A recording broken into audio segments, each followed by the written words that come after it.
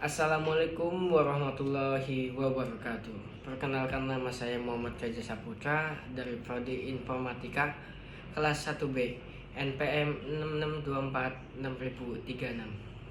Saya di sini akan menjelaskan tentang materi definisi plagiarisme. Plagiat adalah perbuatan secara sengaja atau tidak sengaja dalam memperoleh atau mencoba memperoleh kredit atau nilai untuk suatu karya ilmiah dengan mengutip sebagian atau seluruh karya dan atau karya ilmiah pihak lain yang diakui sebagai karya ilmiahnya tanpa menyatakan sumber secara tepat dan memadai. Batasan plagiarisme ada 3. Plagiarisme karena mengambil seluruh karya orang lain. Yang kedua, plagiarisme karena banyak melakukan kopas. Yang ketiga, menggunakan kalimat dari karya pengarang sendiri tanpa membuat citasinya. Masalah umum tentang plagiarisme.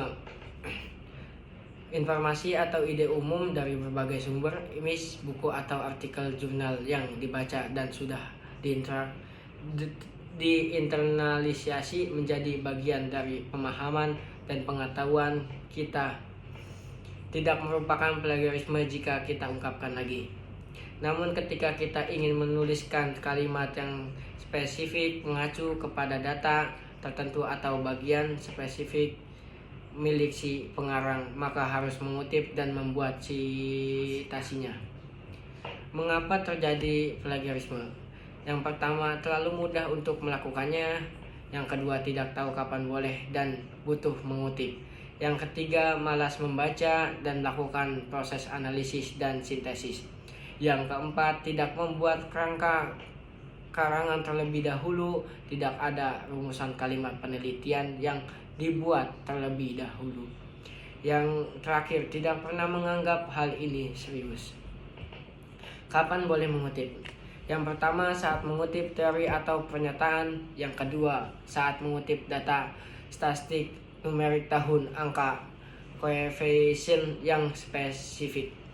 Yang ketiga, saat mengutip kasus dan contoh. Yang keempat, saat mengutip proses. Yang kelima, saat mengutip rumus. Yang terakhir, hal lain yang spesifik dan unik dan tidak bisa dihafal. Cara menghindari plagiarisme. Yang pertama, selalu merencanakan penulisan dengan membuat pendahuluan di mana ada pertanyaan penelitian. Yang kedua, buat kerangka penulisan sehingga ada gambaran di bagian mana kita akan menempatkan sumber pendukung kita. Yang ketiga, selalu membuat citasi sumber jika kita tidak yakin.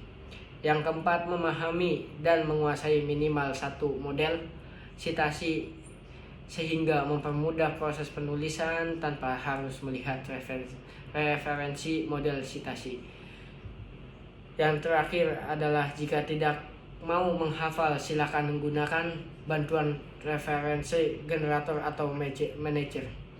Kesimpulan dari plagiarisme adalah bahwa plagiarisme adalah tindakan mengambil, menyalin, atau menggunakan karya orang lain tanpa memberikan pengakuan yang layak dan mengklaimnya sebagai karya asli sendiri. Plagiarisme merupakan kejahatan intelektual yang melanggar kode etik dan dikategorikan sebagai perilaku tidak terpuji. Sekian dari saya. Wassalamualaikum warahmatullahi wabarakatuh.